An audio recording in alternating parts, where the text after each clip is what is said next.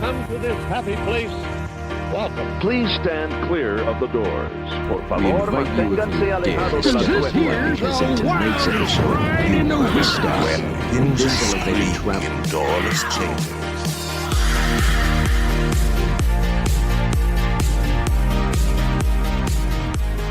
Hello and welcome to Miles from Main Street, your Far From Disney podcast. My name is Mikhailo, And I'm Brian, and we're here to talk about Disney World, but especially coping away from Disney. which we know a lot about being from the Midwest. Here at Miles from Main Street, our preferred travel agency is Magical Vacations by Kimberly. Kimberly is a Disney expert and can handle all of your Disney planning needs. She can also plan Universal and all major cruise lines. Contact Kimberly at magicalvacationsbykimberly@yahoo.com. And find her on Facebook and Instagram under Magical Vacations by Kimberly. So today on Miles from Main Street, we are going to talk about some preconceived notions about Disney. Being far away from Disney, one of the biggest preconceived notions that we kind of battle, and I'm sure a lot of other people battle, but it's kind of worse for us, is people wondering why we like Disney and why we are so into Disney being so far away from Disney. That's a big preconceived notion, but there's a lot of other ones that we can talk about, including one pretty big one. Brian, I think you know what that big one is that we're going to talk about. Disney is just for kids. Ugh.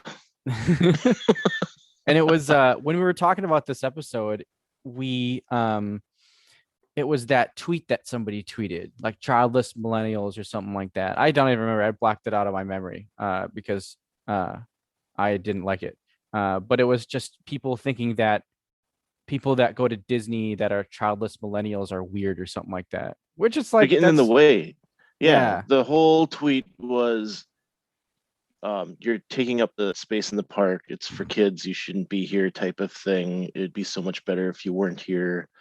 I don't know if somebody threw out the entitled word or not, but that was the whole tweet, right? And unfortunately, as Pete Werner so eloquently said, and I don't know if it was really eloquent, but he said that's Disney's target market, childless millennials, because that's where the money is right now. And so, I am a with child Gen Xer, but Mikhailo, you fit right into that target market. Yeah, that's me. I'm a childless millennial, and I love going to Disney and taking up as much space as I can. That's one more spot in line that I'm not closer. And most of the time, I'm bringing people. Like I'm bringing friends, I'm bringing family, and we're having a grand old time with none of our kids. And I think so. The big picture here is that a lot of people think that Disney is just for kids. I mean, like people who are just like less informed and like they don't really get Disney. All they know is that Disney's a theme park and it's got some child rides in it, and it's called the Magic Kingdom, and it's just got a very like kid-friendly theme, but they just don't really understand. I would venture to guess that most people who are well versed in Disney kind of understand that Disney's not just for kids, and so it's kind of more the less informed people, which makes sense. But it's definitely a preconceived notion and kind of a stigma that some people walk around with who are really into Disney, who don't kind of fit into that target market. Well, target market. I'm doing air quotes. That people think it's always just like families with little kids. There's so much more. There's something for everybody at Disney. And that's an understatement. There's literally something for everybody at Disney. So that's the that's the preconceived notion that I think it's the biggest that people have about Disney World, and kind of about Disney in general. Yeah, and my kids, they love it, but they're not on the level that I'm on. And I think they enjoy it partially because I force so much of it onto them, um, whether directly or indirectly. But um, I hope that they will continue enjoying it and having a good time. And I think when you take your family there, you do see that there is a lot there for different people. Um, but if you were to go without the kids, there is so much more you can do. Like it's insane. And I was lucky enough to go a couple of times with just my wife, and we've had so much fun doing it because there are things we want to do that are not appropriate for the kids to do. Whether it's sitting in a nice restaurant and enjoying the ambiance for a romantic meal or not a romantic meal. Um, there or just sitting in the bar and having a drink. We wouldn't do that with the kids, but we do on our own. And so there's so many things you can do and become. Uh, the cost becomes more reachable when you don't have your kids along. So it's also nice to do it that way so that you can enjoy. But you can go and enjoy yourself without your kids, and you'll find that Disney World really is a world of entertainment, whether it's for kids or not. Yeah, I totally agree. And one of the more special things I was able to do at Disney when I was there most recently was I remember walking up to the Mexico pavilion and just being like, I'm not waiting in that line. And then we find out that the line for the tequila bar is way shorter, which is what we wanted to do in the first place. So being able to get in line at the tequila bar and just kind of like walk right into the tequila bar and order our tequila and walk around Mexico with sipping our tequila drinks was awesome. And that was something that you wouldn't be able to experience with children. And I mean, and quite honestly, it's very much tailored to adults. So um that's I mean, it's those are the type of things that people just don't think about. Like they don't think about Epcot. They don't think about walking around Epcot and sampling all of these beers, or all of the alcohol that they have there. They don't think about those things. They don't think about downtown Disney, all of these amazing bars that you can go to and hang out, um, and just like things that like you wouldn't typically bring a kid with. Um, and I mean, if you took away all of the adult type themed things that you can do at Disney, you'd actually be taking away a fair amount of stuff. Um, so I've always kind of thought about that when people ignorantly say Disney's just for kids. But at the same time, it's like I understand. Um, there is a level of whimsicalness to it that I enjoy.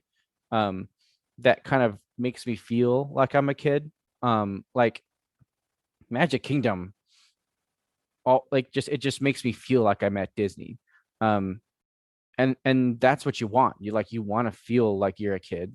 And so obviously it's going to be very kid friendly and it's going to be kind of like whimsical like that.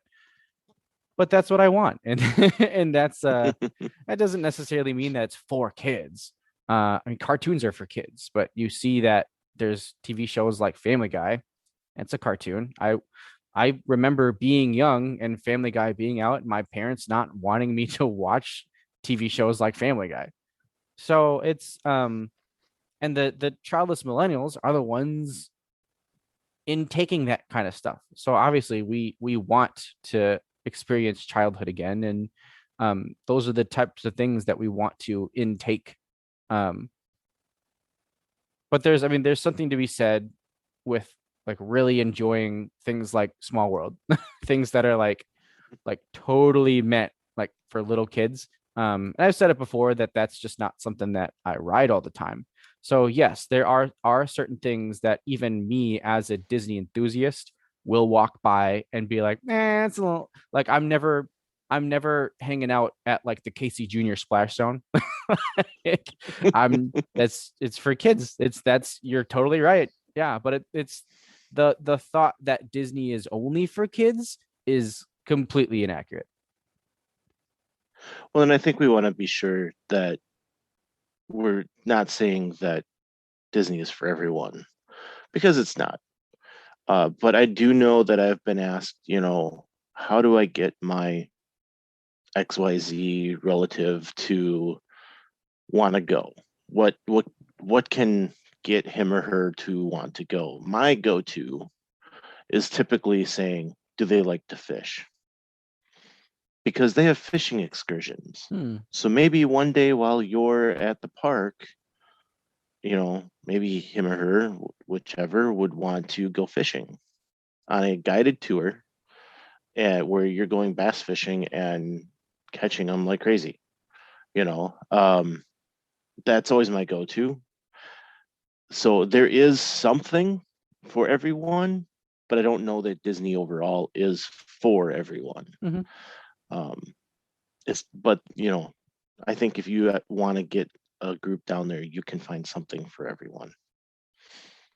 Yeah, and I kind of using an example, my sister's boyfriend hates waiting in line. He's not a big theme park fan because of that. But he's very much into nature. And his job is like a nature surveyor. So he really enjoys that kind of stuff. So when we all went down to Disney, we got him tickets to Epcot, which he's also kind of a nerd, so not like a nerdy nerd, but he like just enjoys learning. So Epcot's perfect for that. And then we also got him tickets to Animal Kingdom.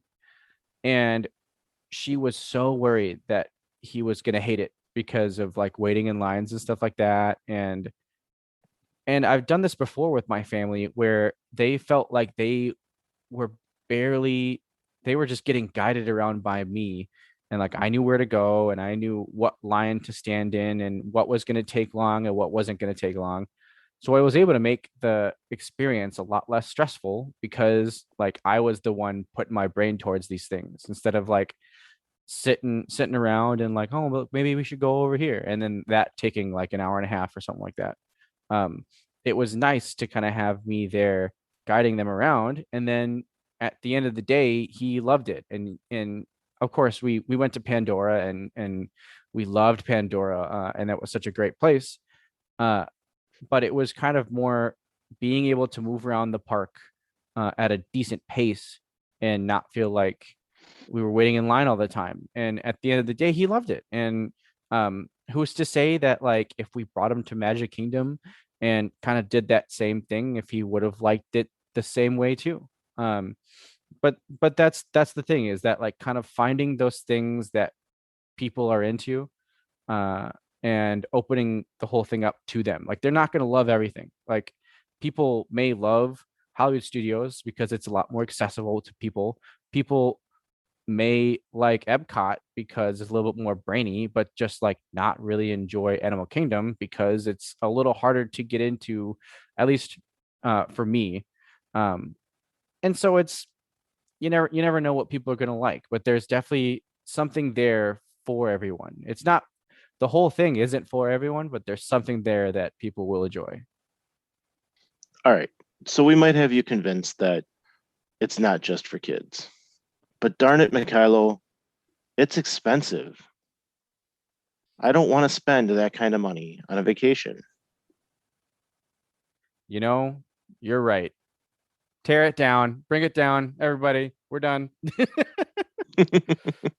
Yeah, it's very expensive. And I mean, at times I wonder like how I'm gonna do this, and like how like the next time I go, like how I'm gonna make this happen. Uh, and I think what it does come down to is what's the value that you get out of it. Like you can go to Disney and easily for me, not really spend that much money. You can get decent deals on a hotel. Tickets are always going to be expensive. Tickets are, I mean, it's kind of hard to get around how expensive tickets are. But I mean, hotel tickets, meals, I mean, that's about it. And I mean, if you do it that way, where you're just like looking for those deals and booking hotels that aren't way less expensive, it's really not that bad. It's pretty accessible for most people. Um, Now, when it comes down to people like us who our we are enthusiasts and we kind of expect to do certain things while we're down there and stay certain places and experience certain things, then it definitely gets a lot more expensive and a lot harder to swing with all those things. However, for us, it's way worth it. Like I can't throw enough money at Disney. I can't make enough money right now to throw at Disney that I want to. Um, so yeah, it's just kind of I mean, yeah, Disney's expensive. There's definitely ways around it. And so it's just the value proposition. Like what means more to you? So Right.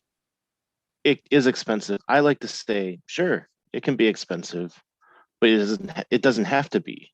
You can do it however you want. Like you were saying, Disney hotels can be more expensive, so maybe don't stay on property. Go find something in Orlando that can be cheaper. I know there's a new uh, property over on the Animal Kingdom side that's going up, Flamingo Crossing, that has been real popular. They have free breakfast with their hotel stays. Um, so there you're saving some money on food right away. And if you're staying off property, you're probably going to have better access to maybe a grocery store, uh, possibly, and or you can have food delivered. And the reason I bring that up is that Disney's not forcing their food on you. You can take in whatever you want as long as you can carry it. The only real issue is you can't bring in like a rolling cooler into the park. But most of those parking lots are not that far of a walk back to your car. You could have a cooler in your car, and take some time to go out to your car and have some lunch and head back in. Or I've seen people eating peanut butter and jelly sandwiches in line. It's they don't stop you. You can The only thing they won't let you bring in is alcohol, and I think that is more along the laws that are in place as far as carry-ins are mhm. concerned. But you can save money right there too on food. Um, so yes, the only thing you're going to have to pay and can't really get a deal on are those theme park tickets. I would say don't go to the theme park as much then. There is so much to do on that Disney property that you don't need to pay for. You pay for a room anywhere and you can and get on property somehow, get on a bus and go to any hotel. You're going to find a new world to visit and enjoy, and you don't have to pay for that. You If you have your resort pool to get some entertainment, some relaxation, some energy out with the kids, um, there's so many things that can be done to offset cost.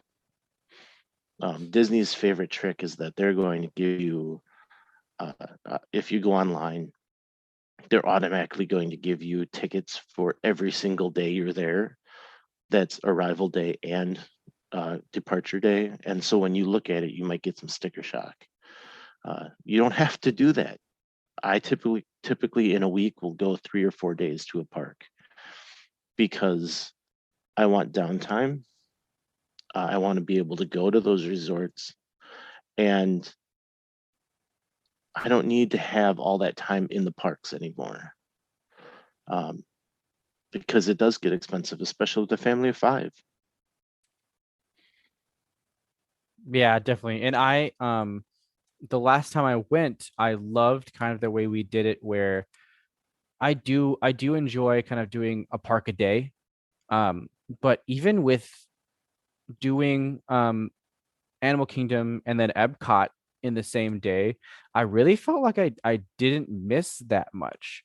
Um, with things coming back at Epcot, you may feel like you're missing things. Because I just feel like a half a day for Epcot wouldn't be enough.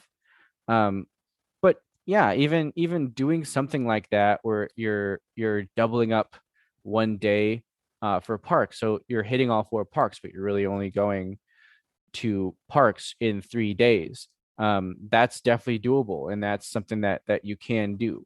Um, and then yeah, there's just so many other things to do. Even just spending the night at downtown Disney and just walking around and experiencing everything that's at downtown Disney. That's that's an attraction right there. That's definitely worth the money of like going out to Disney. And other than maybe a meal when you're at downtown Disney, you don't have to spend that much money and still have like a wonderful time being there and taking everything in. Now, you can also go to downtown Disney and spend an exorbitant amount of money, which is usually what I do. But it's that's the thing, is that like if you can't spend that much money, you don't have to. Disney's good at making you part ways with your money. But if you're smart about it, and if you know what you want to spend your money on and what you don't have to spend your money on, then you'll be just fine and you won't end up breaking the bank too much on a Disney vacation. And I'm going to throw this in there right now. Um, I love giving tips like this to people that are going. If you're taking your kids, one of the things is you get into that park and it's going to be, mommy, this, mommy, can I have that? Daddy, I want this. Daddy, can I have that? And we have always found ways around that. So if you want those types of tips, come on out to the Facebook community, Miles from Main Street community, and let's talk. Let's get some of those ideas out there, some of those tips out there, so that we can, as a collective, start putting these things together and people can start affording more trips. Mikhailo needs to get there more often, guys. So let's help him out. I can't get there enough. It's terrible. I'm already thinking about going to Disneyland this summer, and it's like, Jesus, how am I going to do that? So we always find a way though, and it's never. I feel like even I mean, if we want to talk about Disneyland can be like a 2 to 3 day trip in itself, and just like be done. Um, and so it's this kind of the same thing with Disney World, is you don't have to spend a week there. But then again, I probably wouldn't go there for only 2 days. So, but that's just me. Okay, so maybe there's ways for it not to be expensive. One of the ways I've heard is that the free dining plan is a really, really good deal. So how do I get that?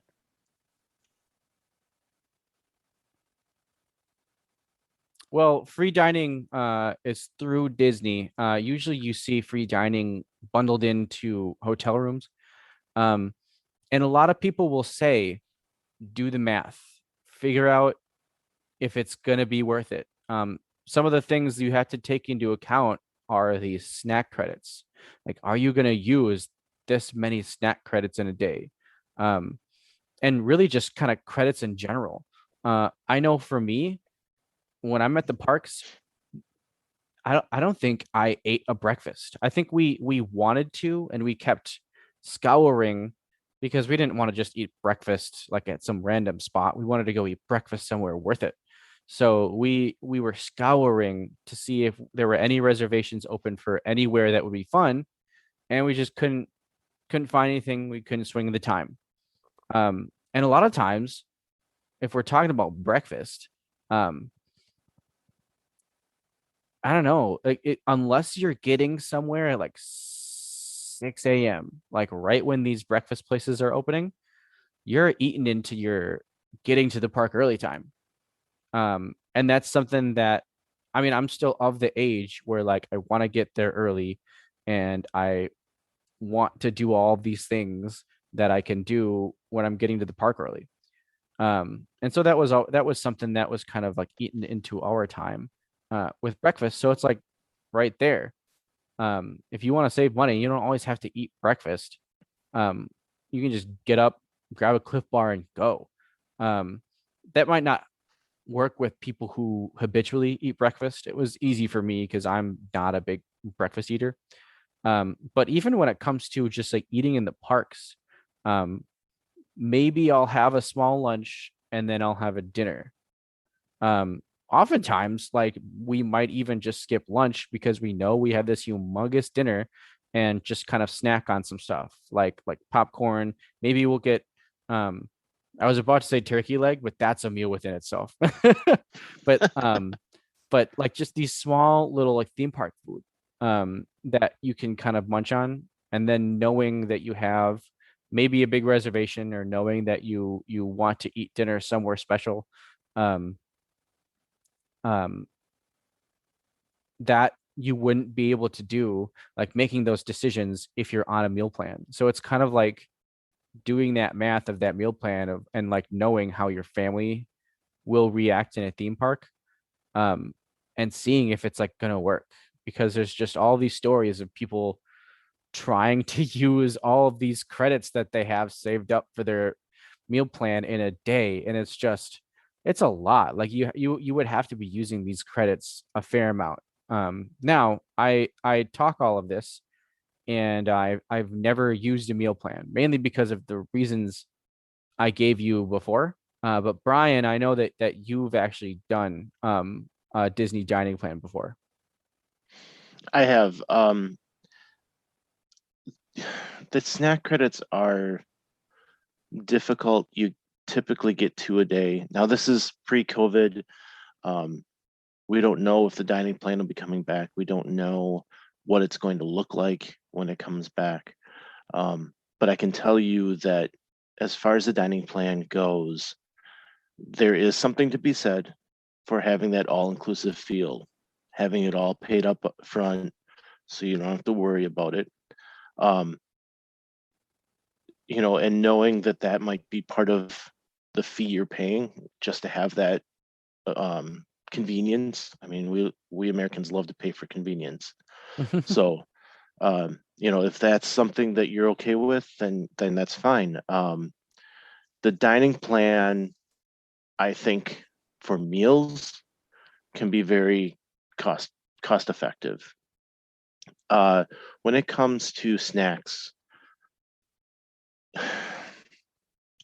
I've done it where I've tried to make sure everyone gets their 2 snacks a day, or I've done it where, we just try to make sure we're getting the kids everything they want as we go through. And we still end up with stuff left over. And what we will typically do is go to Goofy's Candy Company and spend those snack credits there on items to bring home, which is not an effective way to use those snack credits. So the one thing that I always use is I Google the Disney dining plan calculator, and you can put in anything from average lunch quick service to average table service dinner to actually naming the specific restaurants you're going to go to, and figure out what it's going to cost if you were to sit down and pay for it as you do it, or if you want to pay it up front. And I'll tell you, every time I've done it, I pretty much, according to the calculator, am losing money by paying for it. Now, this whole discussion was free dining, right? We're talking free dining. The free dining plan comes with a room at rack rate, meaning you're paying full price for that room. So you need to figure out that math, and that's where that dining plan calculator comes in, because you can figure out how much it's going to cost. You can figure out what it would cost if you pay for it out of pocket while you're there, versus paying that full price room and getting some free or reduced dining instead. if there's going to be only two of you in that room and you're getting free dining, probably not going to be worth it, because they usually pair a room discount with that sale. So you can either take the free dining and a full price room, or you can take 35% off your room and pay for your dining out of pocket. Two people in the room, I'm going for the percentage off because I'm saving. But if it's going to be 5 or 6 people in the room, you might actually save on the free dining plan. It really depends how it works out. Don't just always assume that free dining plan is the best time to go. The other thing is that Disney hates the free dining plan. They've been trying to get rid of it since they came up with it. But every year they seem to come into some reason why they need to offer it to get people to come. And those periods of time have been shrinking every year. So don't always plan for that. But yeah, free dining plan does not always mean that it's a great deal to me. Yeah, and I hear that all the time, that Disney only puts it out if they have to. And I think that kind of goes along the lines of like trying to entice people to stay on property and like book hotels and get people in hotels. So yeah, that's it's really important to kind of take a look at dining or percentage off a room, because that's important. And oftentimes there will be some sort of discount happening, especially right now, because they want to get you as soon as possible out to the parks now that things are opening back up, because pretty soon they won't have an issue, but they want to keep it going right now.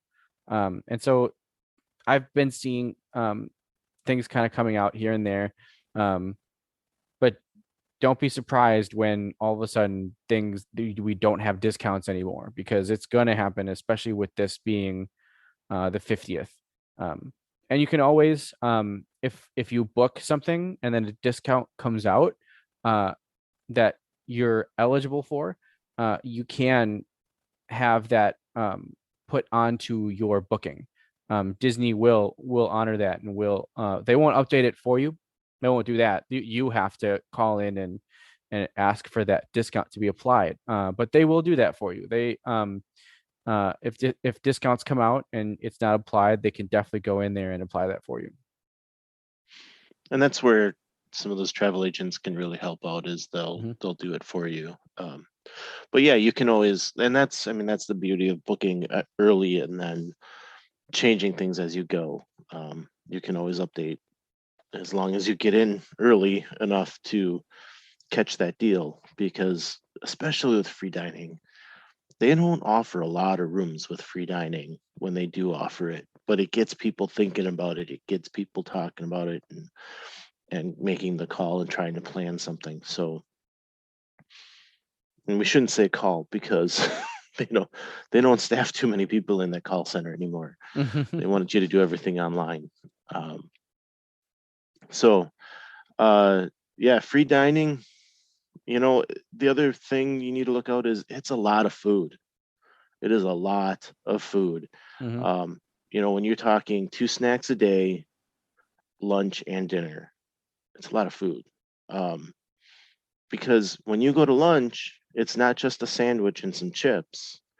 It's maybe you go and get a great big salad, and it comes with a side of, I don't know, something, a fruit or something, plus your drink, plus a dessert.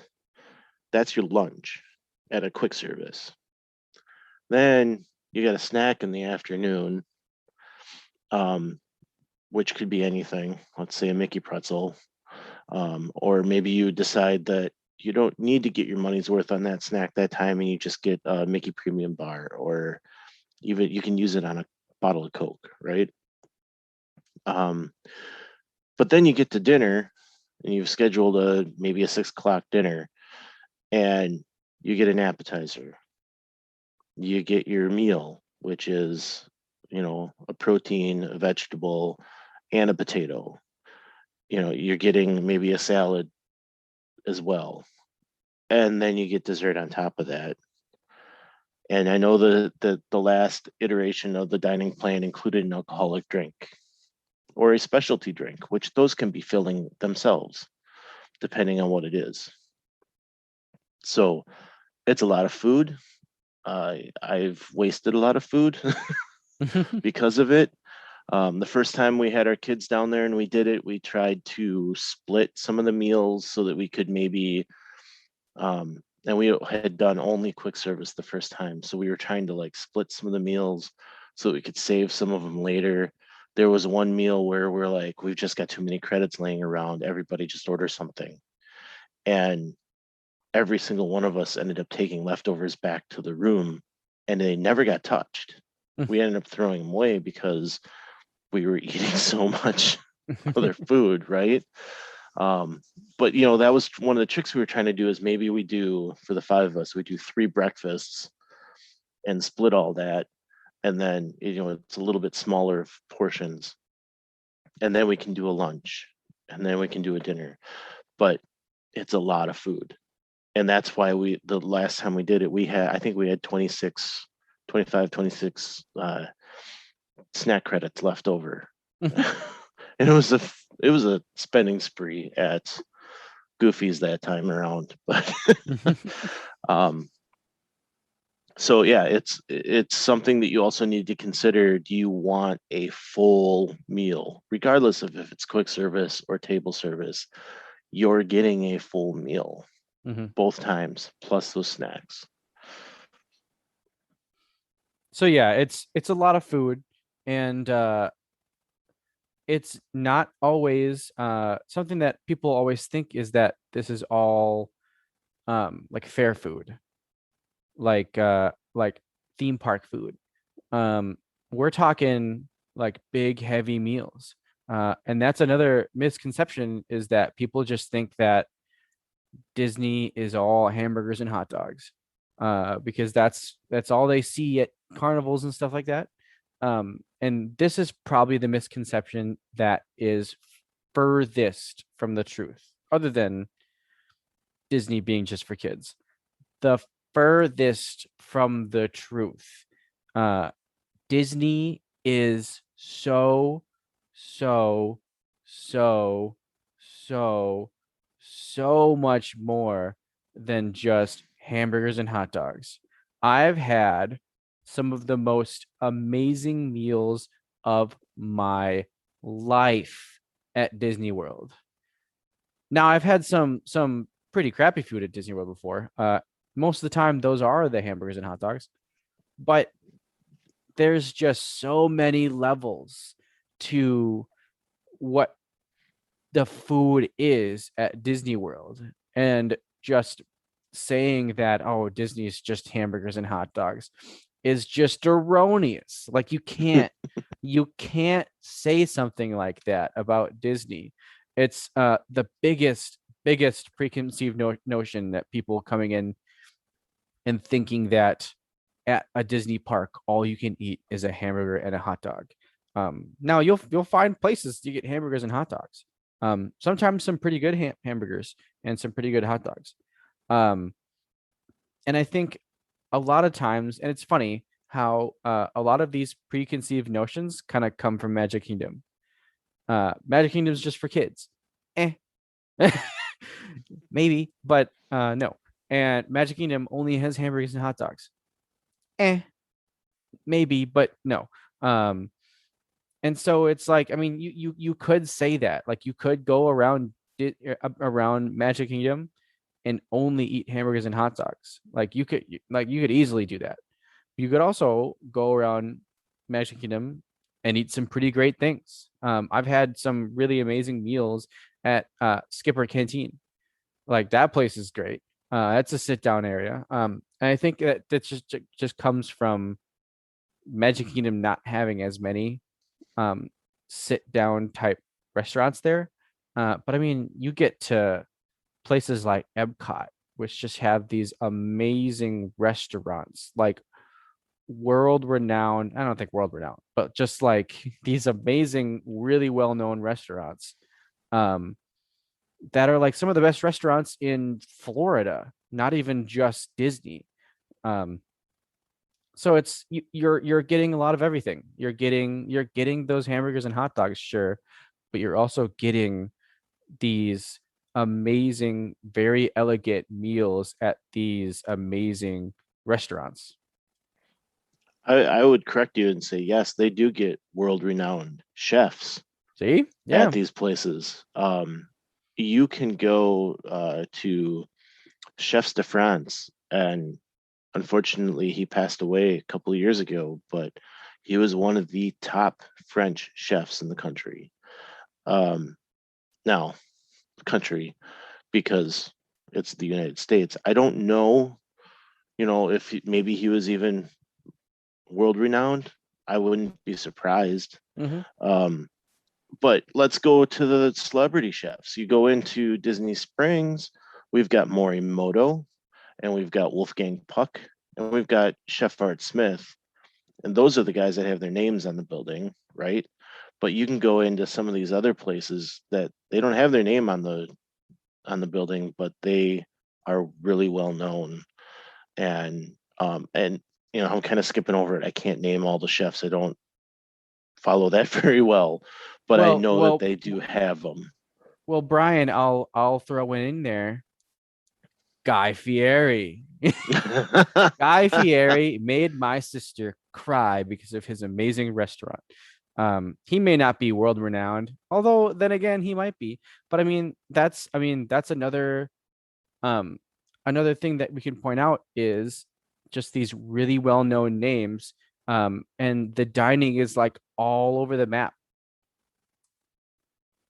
Well, and I mean, I can always point you to Victoria and Albert's, a Five Diamond restaurant, Mhm. um, which is incredibly hard to get into, incredibly expensive, and incredibly amazingly awesome.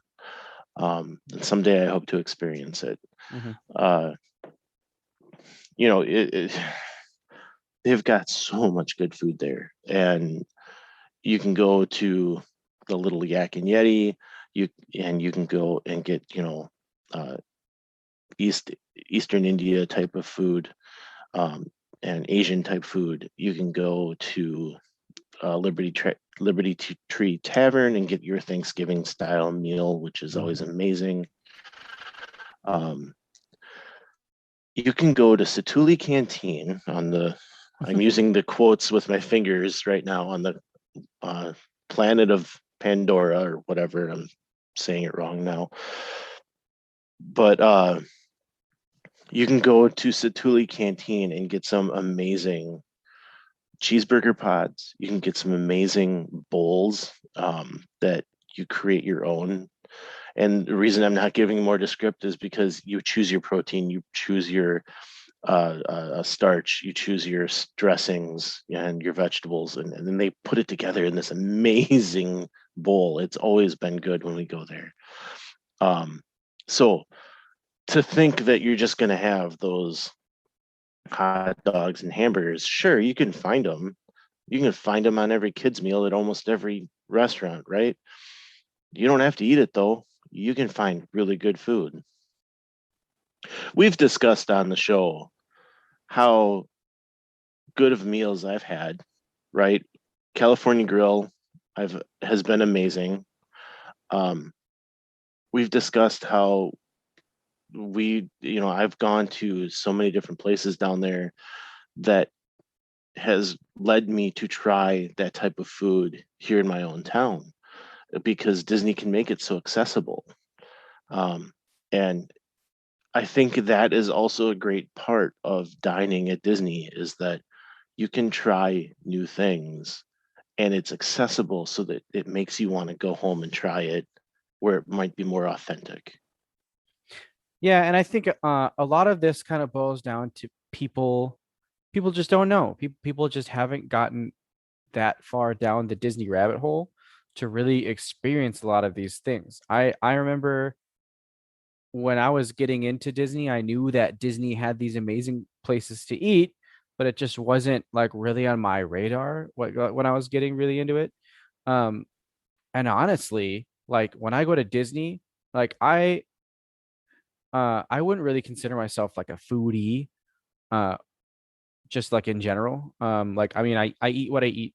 Some weeks I'll just eat like chicken and rice. And so it's like, I mean, I love making food, but I wouldn't really consider myself a foodie where I'm kind of going around and trying to eat out a lot and finding really good food. But I am that way when I get to Disney, and it's kind of become one of those things where it's like once you kind of get more into Disney and you realize the scope and the amount of things and the places you can go at Disney to eat this amazing food, like it becomes like honestly, it's become a large part of my Disney going experience is like eating some kind of amazing meal uh almost each day that I'm there. I remember several years ago when like we first kind of started getting into it. I remember booking like one restaurant on our trip and being like, "Oh yeah, this will be our dinner for the night."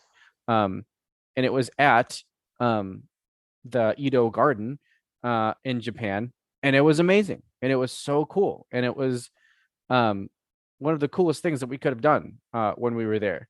We're just blown away, and like just imagine being able to do that every night, like having some sort of meal experience every night, and you can easily do that even with like barely any reservations being open. You can easily find some sort of amazing dining experience to have almost every night. um I had one surprisingly, well, not too surprisingly, but Raglan Road was probably my favorite um experience at my most recent trip that I had. And so it's you just never, you just don't know until you get there and you get into it. And I mean, we can say that about everything that we've been talking about. um is that you just don't know, or you don't get it, or you just haven't experienced enough, because there's so much to do at Disney, and you don't know until you try. Which is one thing I've always tried to do when I go on Disney vacations is try something new, go somewhere I haven't been, go experience something I haven't experienced yet. Now I do enjoy doing those old faithfuls, like riding Haunted Mansion multiple times. I will do that, of course. Like that's like it's happening. It's in the cards. But I mean, we did what's the rickety um show that has the talking bears, that's just Country Bears. that one. We Wow. we did Country Bears, and I mean that just shows how like not so interested I am in that, but we went and experienced it, and it was a lot better than I thought it was going to be, of course. um but it's like there's a preconceived notion right there, is I just thought this was some rickety bear show that I would just walk past whenever I was in Frontierland. um it's everywhere, like the and this is a seasoned veteran of Disney having a preconceived notion and walking in, and then having a great time watching the show, and it's it's everywhere. Like I said, and so just open minds are important, and kind of just if you want to enjoy something, enjoy it. Disney's not just for kids. You're you're not gonna have to spend a whole lot of money on a vacation. The dining plan isn't always the best option, and Disney is way more than hot dogs and hamburgers. There's so much more that we could talk about, um, but those are probably some of the biggest ones that we've had to explain to people. And so go out, go make a bunch of reservations at Disney. Now if you can't afford that, don't do that. But go experience stuff. Go don't be at the parks the whole time. Experience these things. And then let us know what you guys think. go on our Facebook. We can talk about this all the time. Go to our community, and let us know. Let us know what you guys think. What's something about Disney, some preconceived notion that you guys hear about all the time that you think is completely incorrect? There's a lot of them. I think we hit some of the biggest ones, but just let us know and start talking. I agree. That I was going to say that. Bring the myths. I'll debunk them. Let us tell you why it's not true. So yeah, definitely Facebook community. It's Miles from Main Street community. I am trying to post a little more often on Instagram. We're at Miles from Main Street. So definitely come on out there if you're on Instagram and join us. I'm starting to update my account on Twitter, so I might start tweeting things. That's going to be a new thing for me, though. So, come and see the train wreck that might be. Check out all the amazing train wreck of a social media that we have. But yeah, definitely. I'll as I do, I will post something asking for your myths and see if you can stump us with one, or maybe there's one that we can't debunk, but we would love to talk to you about it.